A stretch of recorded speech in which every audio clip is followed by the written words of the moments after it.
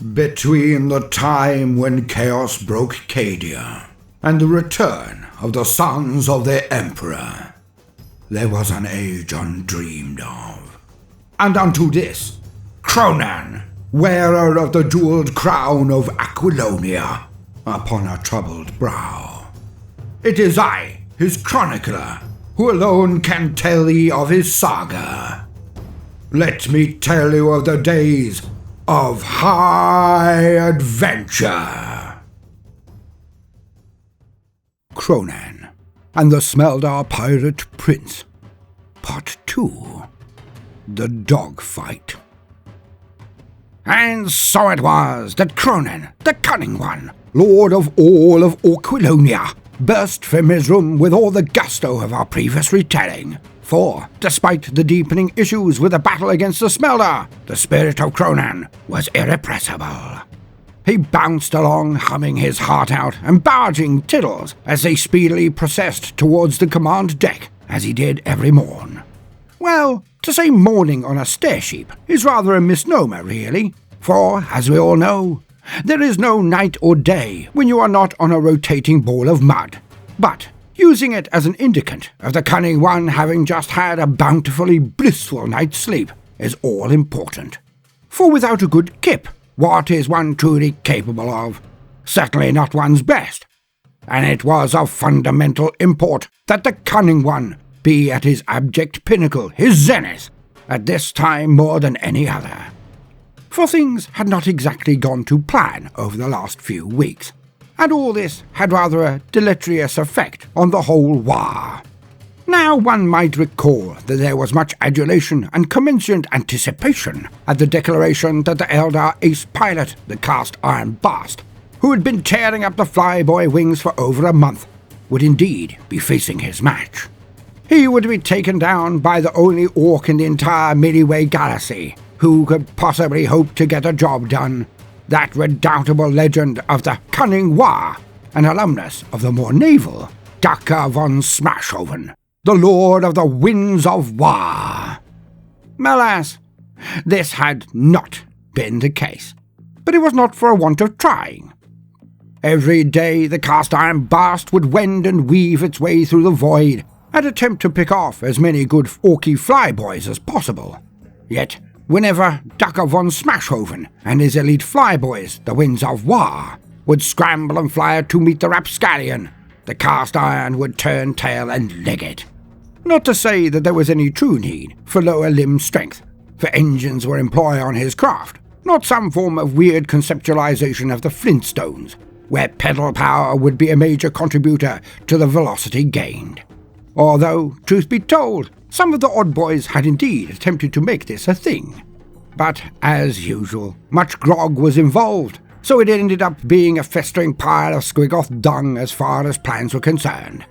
Not as utterly contemptible a failure as that of Mad Nut Kunkelstein's previous attempt at grot-powered engines, but hardly anything that would make those involved beam when it was brought up by their contemporaries and rivals, which of course it was, both frequently and regularly.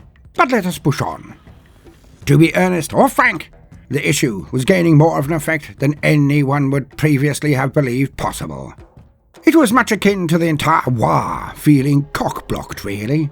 You know, where two potential paramours are eyeing each other furtively and definitely up for it, only to have one of their facially hideous and deeply celibate pals make sure to sit between them and waffle on about the most tedious, redundant and tortured terrifying tidbits of trivia until the moment had well and truly passed.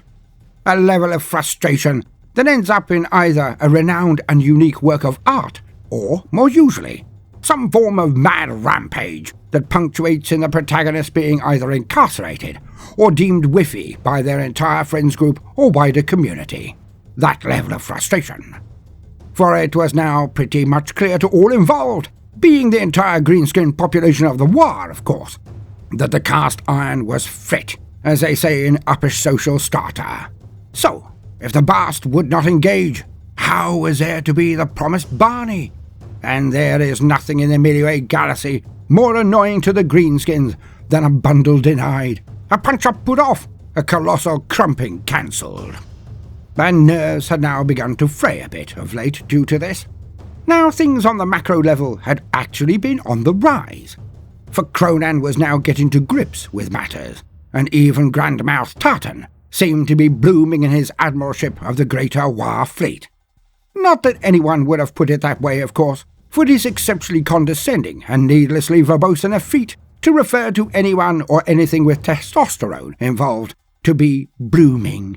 But that was beside the point. In any case, the battles of the last leg of the action had been going much better than before.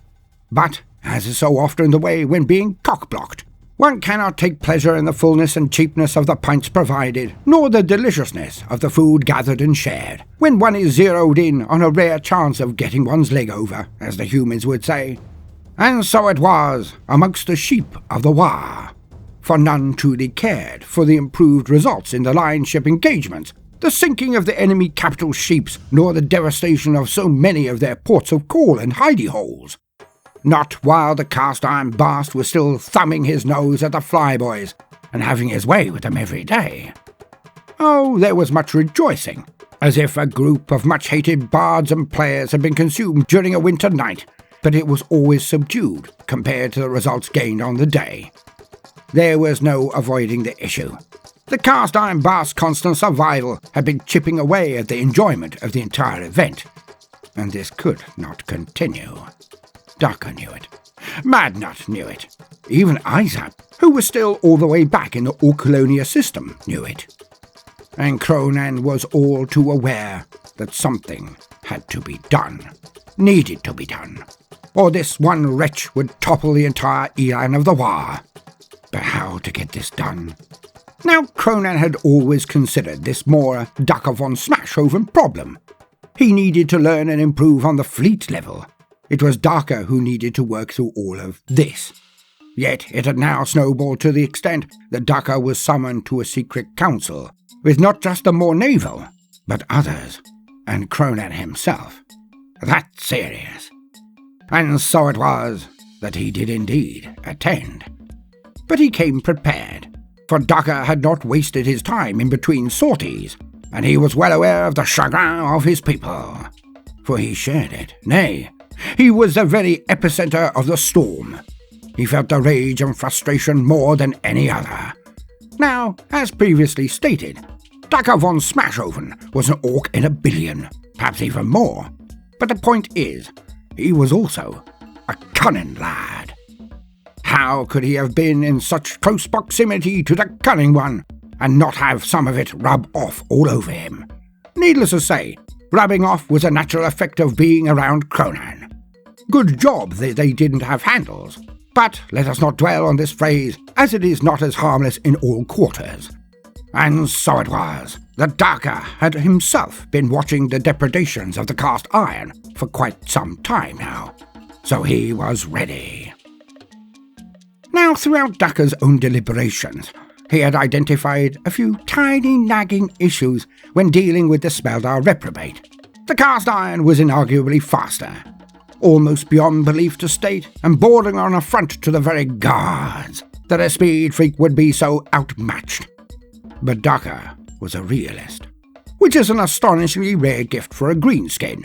In fact, only Chains Grand, the Orc of Mystery, was better endowed in such matters, and being an Ardad himself, Daaka would never demur from the unvarnished truth, or a varnished truth even, which you would generally consider to have had more time put into it. As many of us know, varnishing things can be a dashed tricky business. But in any case, it was another unpalatable truth that the cast iron was also better armed. His accuracy and penetration were a thing to behold. In fairness, none had seen penetration of this kind outside of a direct hit by a bank of macro Dakka cannons. The sort of depth that would make the most hardened worker of the night wince and claim that they had a dicky tummy, or some other equally risible excuse to not participate in the pre-planned and paid-for event. How about experience? It did not shame Dakka von Smashoven that he had also received a charmed life and a meteoric career. And in the last few weeks alone, the cast iron had clocked in no small hours of flight and fight. Now Dakka did consider taking up some of his most promising flyboys and having a few practice events. Yet this could be construed as a lack of confidence that he could trounce the perfume Ponce. A mistake to be certain. The catalogue of evidence would seem to make this a suicidal event. Now that might bother some other races, but not the greenskins. This was more like a challenge to the vast majority of them. Yet Dakka did not fear death whatsoever, but he did so enjoy his time at the side of Kronan, witnessing scraps like he had never dreamed possible, and he wanted that to continue. Also, this rapscallion had done in for quite a lot of his mates. Revenge would taste so good. Like better than a top-shelf grog that was usually reserved only for the cunning one. That good.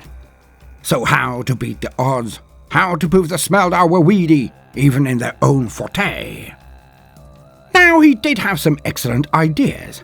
Not that he would have put it that way either, as Kronan was known to have a strong and very stabby and stompy reaction to anyone who wore any form of headgear, but also to anyone infringing on his monopoly on think stuff, of which ideas were the most dangerous, of course. For none could forget the terrible carnage of Thinkmas. Well, those who survived it anyhow. And so it was that Daaka decided to concentrate on the two things that he could affect. The first was the time and place of the scrap. Well, if he gained the compliance and endorsement from the Cunning One and Grandmaster Tartan. The other was the very nature of the battle itself, for he could be outflown, outpaced, and was at a marked deficit in the realms of accuracy. But there was one realm where he could claim absolute dominance, and this was the basis of his new approach to the scenario, to the slaying of the cast iron bast. So, Daaka welcomed the summons more than anyone in the history of formal meeting arrangement. I mean, he was all but immune to the rule of three, as he was a member of the more naval and deep in the Council of Kronan, whatever that means. Hence, he was not likely to be turned into kibble for tittles, and as he really screwed the pooch, or really sorted out by challenging or deriding the Cunning One, which was as far from his mind as is possible for such an ardent and loyal boss to his ever-victorious big boss, Kronan. Now Dakka was rather confused at the meeting itself. It went well, of course it did, for the very bedrock of cunning was the ability to absorb and utilize information, and Kronan was the champ at this particular type of thing, so he understood Dakka's proposals far deeper than anyone else, and almost instantly. It was more the fact that Kronan demanded that Madnut Krunkelstein downed a bottle of grog after every truly orky statement, and seeing as it was a meeting of Kronan, Dakka, Madnut, Tartan, Milton John, Appledon, and even Bub von Butch, there was an abundance of orkiness that could fill a volume of the Encyclopedia Britannica, or something like that. Hence, Madnut was very swiftly as pie-eyed as a student whose gate crashed an open-bar marriage or other opulent social engagement. The rivers of boff that issued from his gob were now making it look like the meeting was occurring in a particularly unattended or cleaned paddling pool. Despite this rather strange decision from the Cunning One, the proposals of Dakka von Smashoven garnered near universal agreement. Of course, Madnut Krunkelstein's input was less than helpful, as he remained the only naysayer in the entire congregation. But Kronan did not seem to be even remotely interested in what the head weird boy boss had to contribute, so his objections and suggestions were flagrantly ignored. And so, Daaka had his green light, so to put it. And what better endorsement could a good orky orc require to know that he was indeed blessed by the very gods? Now, this was not the entirety of the event, for Kronan had something even more pressing in the offing, it seemed. And this was indeed the reason for his strange diktats to Krunkelstein. For as all now began to wade their way towards the door, Kronan bade them to follow him to their next location, which surprisingly was one of his most well-appointed dungeons. Now when I say dungeon, One should not think of the kind where some dilapidated antediluvian reptilian with immolating halitosis was ensconced on a bed of shiny bits, awaiting some plucky band of youthful gallants to defeat them and subsequently realise that friendship was the greatest thing that they gained on their journey. Nor the kind of dungeon found in the Dork City of Waaagh, where all sorts of vomit-inducing sadism was to be ultra-sexualized, in some way to give catharsis to the vast swathes of writers of the setting who simply can't get some. No. This was a much more workmanlike environment, where only the most pain-inducing things were held, but all the kind you would be able to describe to a grandparent in an attempt to shock them, while utterly ignoring the fact that they've probably forgotten more about unsavoury practices than you will ever know in this age of puritanical prudishness, or something like that. Anyways, the room was large and well lit, so all could see exactly what was occurring. And so it was that they all ventured inside to witness a thing that many had considered an absolute certainty, and only wondered why it had taken so long to come to this point. For there was Grinna the Backstabber, chained and being slowly turned over a spit of lovely warm coals. Not enough to truly cook him, but certainly enough to make it increasingly ouchy as he rotated for full all-over body coverage. And Kronan now got Appledon, better known to most as Nog Smasher, the new leader of Kronan's Black Legion, to explain the situation to Grinna. For the cunning one had waited long enough. He now discarded his caution and got to the point of the matter, and Appledon explained to Grinna that he had 3 options available to him. Option 1. Grinna could tell Kronan exactly what he wanted to know about the strange hat of his. Option 2. Kronan would order Madnut Krunkelstein to rip the information out of Grinna's head. Now this threat was punctuated by Kronan indicating the pie-faced and still vomiting Krunkelstein. For all know that mindy-windy stuff was incredibly difficult, even at the best of times. To attempt to do this while at least 9 sheets to the wind, there was less chance of Grinna getting out of this compos mentis than a squigoth controlling its posterior after being fed half a cargo container's worth of laxatives. Option 3. That Kronan would let him keep his secret and his hat. Alas, this would require Kronan to staple it to his head with the same level of diligence and effort as he had done with the stalk exchanges of the Bad Moons so many, moons ago. And, alas again, Kronan would then be required to make certain it never came off by severing the head of Grinna and placing it on a spear so that he could plant it wherever he was, as an honorific to his promise to Grinna. Now much chortling occurred while this was all going on, of course, for Bub von Butch had no love for Grinna, and nor did anyone else who originally hailed from Orcolonia and knew of his base betrayal of the Cunning One. So, if Grinna was considering imploring the cheap seats for support, he already knew he was off to a non-starter. And so it was that Grinna the Backstabber now divulged the strange powers of his headgear, and the very secret of the magical bean of Santango. Not that he knew the tale of its origin, or even the name Santango the Well-Endowed, but he related as much as he could about the operation and benefits of this exceptional head accoutrement, the hat. Now truly satisfied with great avuncular jocularity, Kronan then smashed the chains of Grinna and freed him with a mere flick of his mighty wrists. Now Grinna did not immediately give thanks for the bountiful clemency of his lord, for he was a tad preoccupied with howling and jumping out of the fires he had landed in. But when he had rolled around on the ground a bit and slapped out the flames, he did indeed fall on his face in supplication to his master. And he was even relieved to be told that he would retain the use and ownership of this hat and its potent prophetic pain. All Kronan wanted was him to share in this treasure. For the moment, at least, Grinna was well and truly out of the fire. But he would not have free rein of the fleet anymore, for Kronan would utilize his advantage in the engagements with the Smelldar. He needed something to even the odds, and this was most certainly it. Hence, Grinna was given the run of the Orcs of Omen, and informed he would now be standing in for Kit Squisher McMurder in interviewing the remaining parties, all still clearing out the innards of the vast sheep.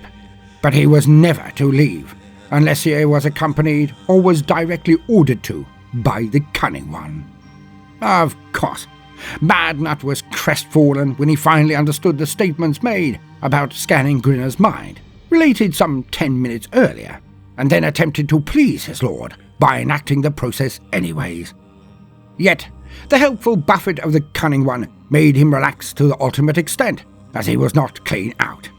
Grotz, of course, were instructed to lean Madnut onto his side to make sure he did not expire on his own vomit, and then he was given all the time he needed to recover from this gargantuan drinking sesh, which was, allegedly, quite the achievement, actually.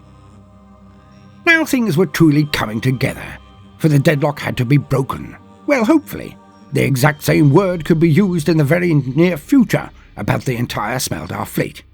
But this was another matter altogether, where Dakka had been considering the microcosm of his epic struggle with Adarin and Gower, the Deathbird. Kronan and Tartan had been considering the greater battle against Yain's Blonde, the pirate prince of the Smelldar coarse hairs. Well, more to put it, that Kronan had been considering it, and Tartan had been shouting a lot, as was his wont to do. And Kronan had identified 3 issues, as 3 was the most elegant number in his estimation, as we all know. Yet these were deeply annoying realizations, for they seemed to be wholly unresolvable, even to the Cunning One. Issue 1. Irrespective of the activities of Dakka von Smashoven, the entire Waaagh had taken a thrashing for an extended period of time without complaint or large-scale revolt, for one reason and one reason alone.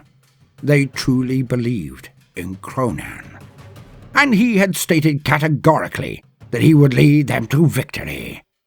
So a crushing defeat of the Smelldar would need to be in the offing, and pretty soon to boot. For, after Kronan's recent exploration of the past escapades of his people via his treasured data slate, he knew that if a war ran out of forward momentum, well, it would fall apart like an anal mini-tantrum formation when you have dropped a squigoth on it. And that was pretty darn fast. Needless to say, not the optimal outcome he was looking for, and certainly not something to be lauded. What would he say to the great Gazgul Mag Uruk Thraka if he ever met him? No, this could not be permitted to happen. So Kronan needed to dish out a hiding to the Smelldar. Issue 2. After a mighty cogitation, he now realized that he simply did not have the time to root out and slaughter every last sheep in the Smelldar fleets. Even if he were to dish out a humongous whooping to Yain's Blonde, the simple fact was that the Smelldar were tediously adroit at running away and hiding. It was vexing in the extreme to admit that any other race, let alone the pandering pansies the Smelldar, were more able than his greenskins at anything. But if he was being honest, which he always was, of course, then this was the thing he would least like his boys to be able to best their enemies in, meaning buggering off mid-scrap and, yes, hiding. Now this, of course, brought up memories of the running for cover and the gutless wonder, and Kronan did wonder how his first exploration fleet was faring. You know, the one with about a dozen rocks being led by that hapless oddie Hackbar, and one of Kronan's oldest and most able adherents, Kit Squisher McMurder. But there simply is not enough time for us to go into the activities right here and now. Of course, I shall regale thee with their tales soon, but it would muddy the waters too much today, and nobody likes muddy waters. Not really. Well, mayhap the Swamp Thing, but that is a sidebar for a totally different setting and channel, so let us push on. Issue 3. Kronan now had a burgeoning empire in his rear. Not to say that he had a fiefdom in his posterior, but he was moving further and further away from his utterly undefended supply lines and main bases, which will provide subsequent reinforcements. If he beat the poop out of the Smelldar, but did not end them, well, the Pointies were known to be horrifically petulant, and some of the worst losers in the Milliway Galaxy. Hence, Kronan knew that he would be leaving his supply lines and his empire completely open to reprisals and raiding by the uppity, prancing, priggish Smelldar, and this simply would not do. What if they stopped his construction in the Orcolonia system, or any other of a few dozen worlds he had conquered that were amply endowed with fresh crops of boys and muggins each and every month? For the replenishment of his forces was now a concern, as he had a divinely inspired feeling that this epic scrap he was heading toward would not be over swiftly, and it would be the kind of lark that it would be positively barbaric for him to not share with as many of his people as possible. What kind of a big boss would he be if he did not cater to the needs of every generation of his greenskins, even those not yet harvested from the grounds of Orcolonia? He would be a churl and a tyrant to deny them such life-affirming action, and that again simply would not do. Hence Kronan was flabbergasted. Again, not something he would have said himself, but of all the flabbers that could have potentially occurred, this would definitely be the most ghasted. And it was definitely not like the riddle of the boxes, not one jot. And Kronan did conceive that he had been coasting a bit, really. After his revelation on how to overcome that riddle, he had almost universally applied it to near every nut he had come across. But he now needed more. More information, more cunning, and more ideas. Hence, Kronan delved again into his most cherished treasure repository, his beloved data slate. And so it was, he searched now, not for just basic information, not for other segments that could be categorized as part of what he liked to call the menu. No, he went deeper, ranged wider and further than he had ever done before. He donned his head-thinking grot, Phyllis, who was perfectly sized to not only keep his noggin warm, but also adept enough to remain still, and less required to readjust to the movement of Kronan's head. Now, this seems like a simple enough task, but of all of the thinking grots in Kronan's vast collection, Phyllis was by far the most stressed. Sidebar: concerning the suitable traits for a head-thinking grot. Now one might think that a head-thinking grot would be some form of leader amongst its people, a grot who could lord it over all others, but this is not the case. For a head-thinking grot was indeed one that Kronan would summon to place over his head while perusing his data slate. Now this was done for many reasons. The most important was simple enough though, for Kronan wanted his hair squigs to take a break, and he now really did feel that he needed to be at peak thinkiness while absorbing the information he garnered from the data slate, but also to make certain that he was not infested with the thoughts and predilections of lesser, weedier races, as seemed to have happened before. Hence, he now used his head-thinking grot more and more. Now Phyllis had much to train in when not on Kronan's head. The first, of course, was bladder discipline. For more than a few of the supposedly sacrosanct thinking grots had become a repast for the cunning one at his first discerning of anything wet and pongy trickling down his back, or even less appropriately, his face. But poor Phyllis was also put through its paces by the runt herds, with regular stints on an angry and particularly bitey squig. This was, of course, so that Phyllis retained its composure and placement on the bonds of the brilliant one when he moved about the place. For even when sat and contemplating, Kronan was as active as any orc and constantly leaning forward or back, belly laughing or looking at the ceiling in consternation, in a way that mimicked a perpetual motion device based on the motions of a toddler on amphetamine sulfate. Thus, Phyllis was a grot trained to an inch of its life, for it had much responsibility. If Kronan was to decide that he did not like the new way of doing things, well, if he was peed on once too often, or Phyllis fell off his head in the midst of a particularly tricky and important cogitation, well, his present attitude to the grot could well alter and revert to his previous predilections, meaning massed burnings and firings of grots into space or walls, or the space between walls. And none of the grots really wanted to return to the old regime, despite it being the most natural of orders for the orcoids. Only Kronan's high opinion of the usefulness of the grot prevented mass orogrotmy displays, and all the grots knew it. Hence, Phyllis was under intense and immense pressure, not only from the runt herds, but from its peers as well. Poor bugger. Sidebar over. And so it was that Kronan, suitably attired with Phyllis, delved deep. And what he found was a load of absolute tosh. Well, for the most part. As stated previously, Kronan had an exceptionally low view of the vast majority of the so-called information inside the data slate. The humans seemed to be totally consumed with collecting and collating utter drivel. Yet, even they could sometimes be counted on to have noted something of actual genuine use. And so it was that Kronan discovered two particularly interesting tracts. One was titled The Art of Waaagh. The other, a seemingly updated version of the same concepts, purported to be written by the gaudy emperor himself. And Kronan did actually lose some of the fleeting respect he had for that horrific peeping Tom, as he had named this odd book the Pimpimpia Belly Toaster. Now Kronan was buggered if he could take it seriously with a moniker like that, but he mused that perhaps this was a most important lesson. To see beyond the obvious, in this case the preposterously silly name, to get to the truth behind it. And Kronan read this at length. Now he had to admit that most of it was utter tosh, and far more of a manual describing how to actually motivate humies to do what the orcs did naturally, to fight. And in no small way did Kronan feel some pity and revulsion at the lengths required to motivate the humie boys. I mean, one segment admitted that they needed to have a river or lake behind them, so as to dissuade humie warriors from buggering off before the battle had even begun. Kronan scratched his head in consternation. Well, more to put it, he scratched Phyllis, but the effect was the same.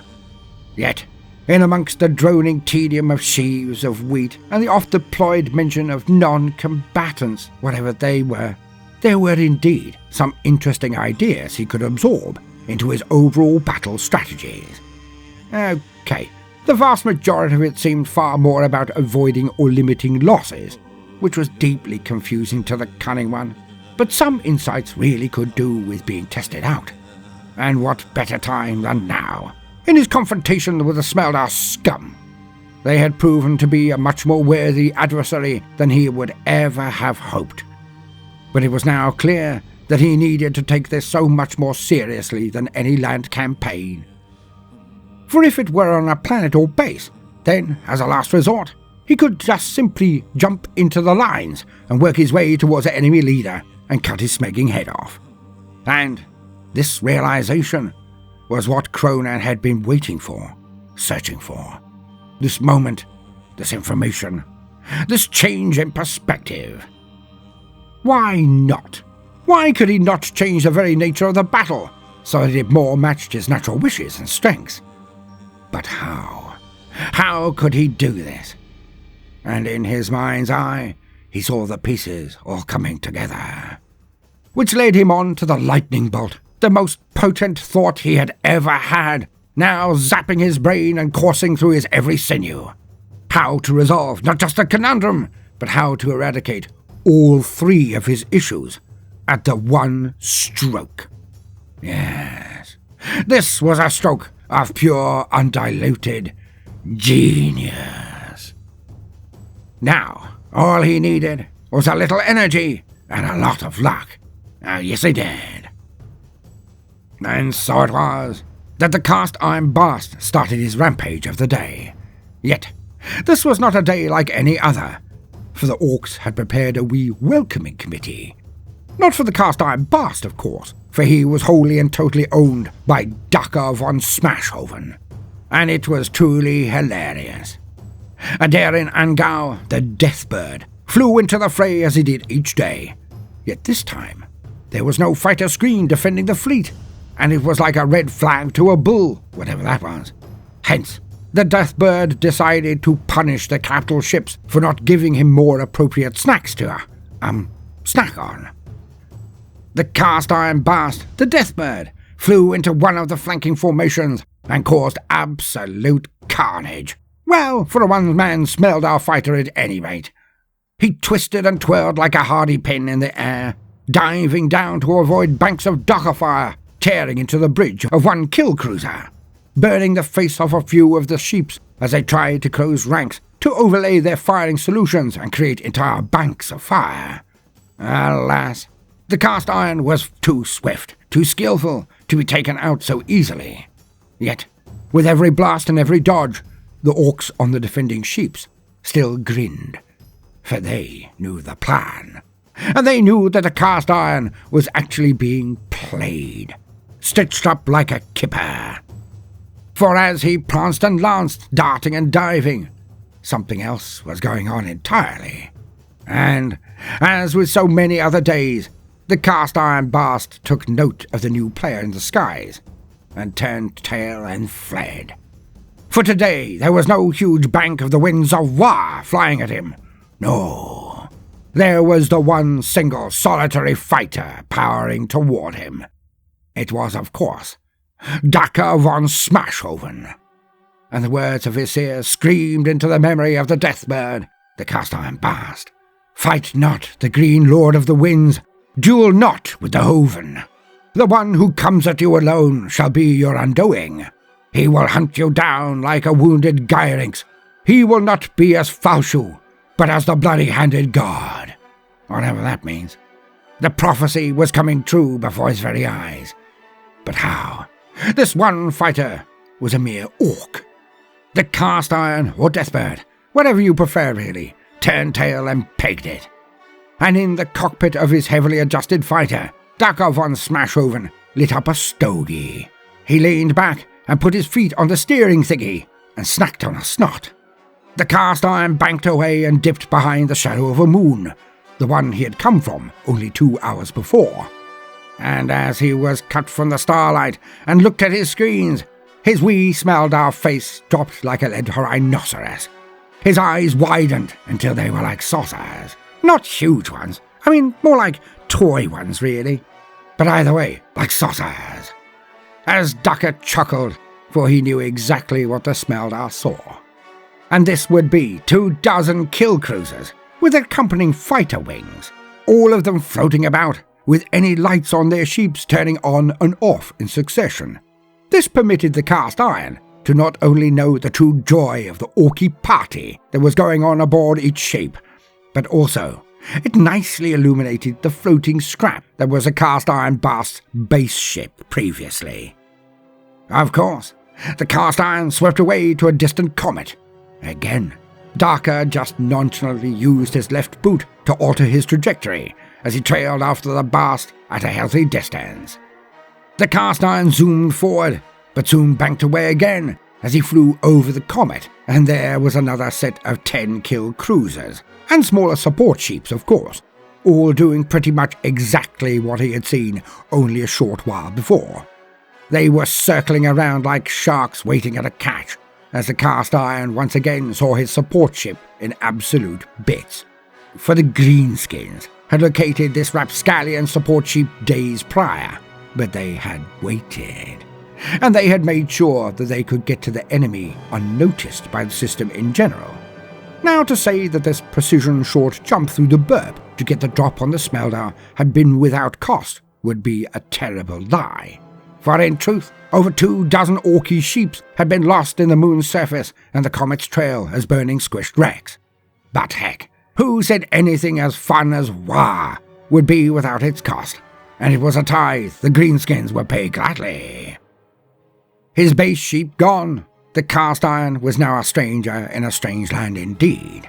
For everywhere he turned, flotillas of orky sheeps lurked, laughing as hard as they could, of course, but he was not to know that. Perhaps knowing he was creating such hilarity might have brightened his day and made it all worthwhile. Although this is incredibly unlikely, for the Smelldar were total killjoys, all knew.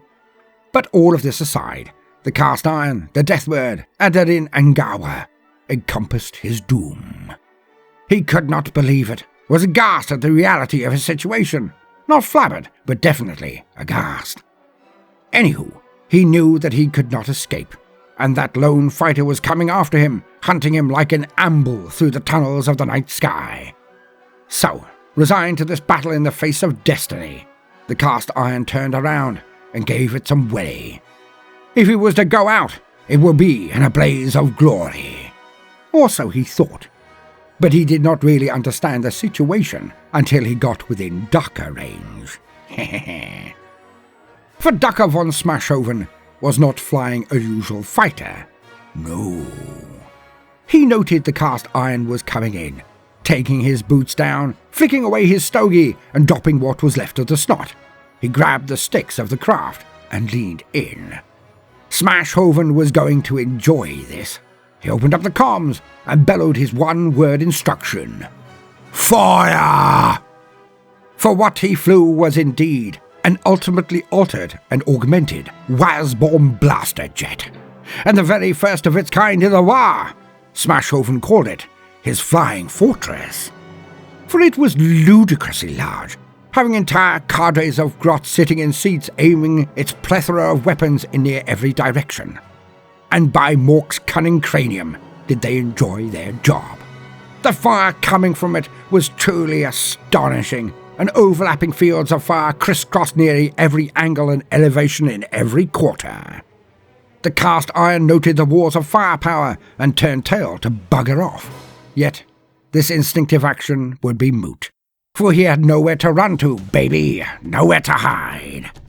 And, with the resolve of his warlike people, the cast iron turned back with a daring maneuver of his own. He would play chicken, whatever that was, with this huge, nasty, ugly orky fighter. He ploughed through the void towards Dakka von Smashoven and poured fire of his own into it. Bright lance fire slammed into the flying fortress and scorched its flanks, punched neat and wide holes through its wings, yet nothing seemed to stop it. The entire Waaagh gasped as the Smelldar pilot placed a perfect shot directly into the cockpit of Dakka von Smashoven.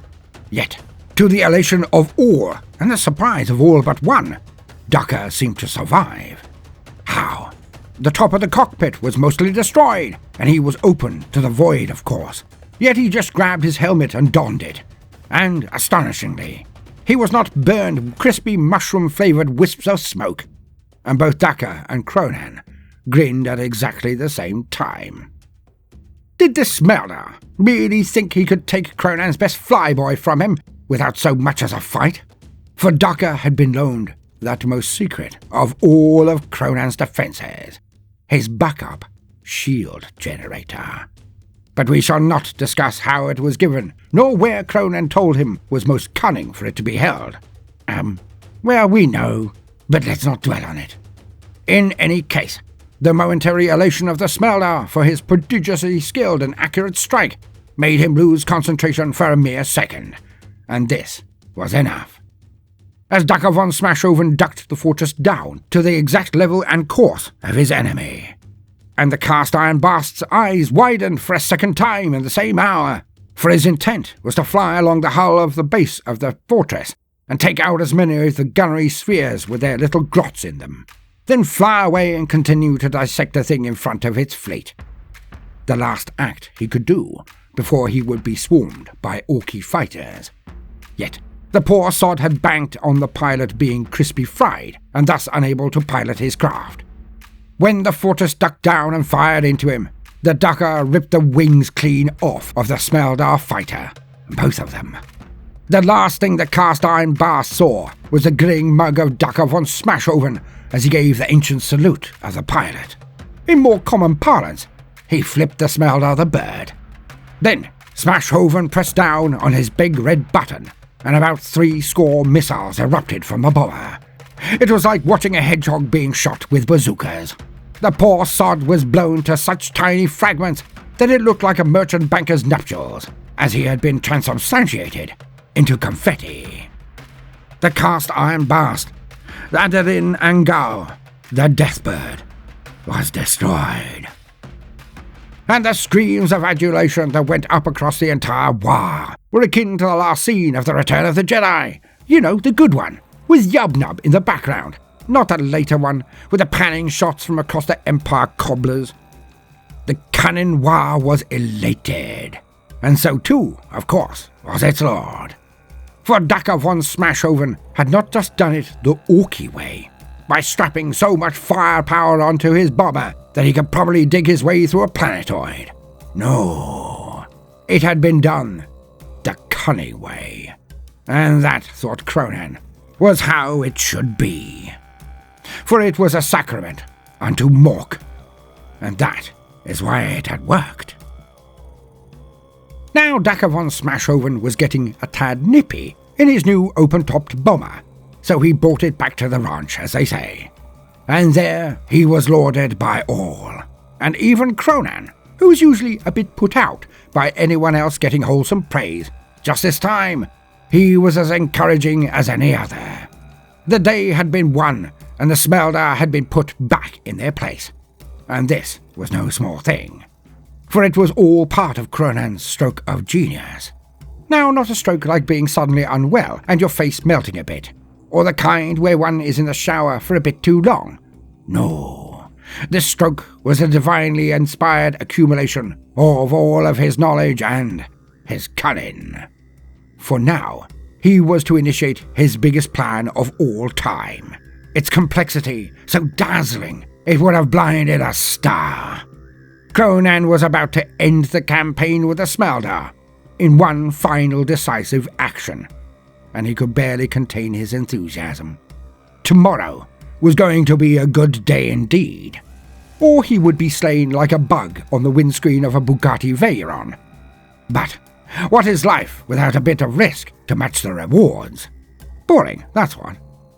Tonight, the entire Waaagh drank grog in the name of Dakka von Smashoven. Tomorrow would be the end of it all, or the beginning of the strangest and most cunning campaign ever waged by greenskins since the ancient Waaagh in Devon. Or something like that.